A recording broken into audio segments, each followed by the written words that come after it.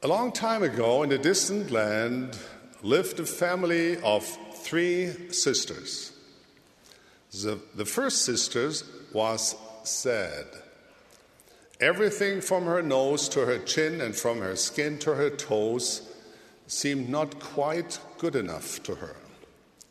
When she spoke, her words sometimes came out awkwardly, and people laughed. When someone criticized her or forgot to invite her to something, she would blush, walk away, and find a secret spot where she would let out a sad sigh and wonder why life had turned out to be so bleak and cheerless. The second sister was mad.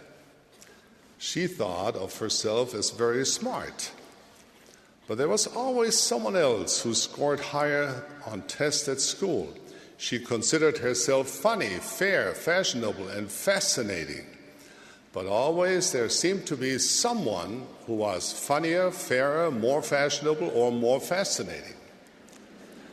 She was never first at anything, and this she could not endure. Life was not supposed to be this way. Sometimes she lashed out at others, and it seemed that she was always one breath away from being outraged by one thing or another. Of course, this did not make her any more likable or popular. Sometimes she clenched her teeth, tightened her fists, and thought, life is so unfair. Then there was the third sister. Unlike her sad and mad sisters, she was, glad. And it wasn't because she was smarter or more beautiful or more capable than her sisters. No, people sometimes avoided or ignored her too. They sometimes made fun of what she was wearing or the things she was saying. They sometimes said mean things about her. But she did not allow any of that to bother her too much. The sister loved to sing.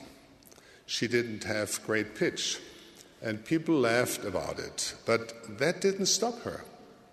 She would say, I'm not going to let other people and their opinions stop me from singing. The very fact that she kept singing made her first sister sad, and her second sister mad. Many years passed, and eventually each sister reached the end of her time on earth.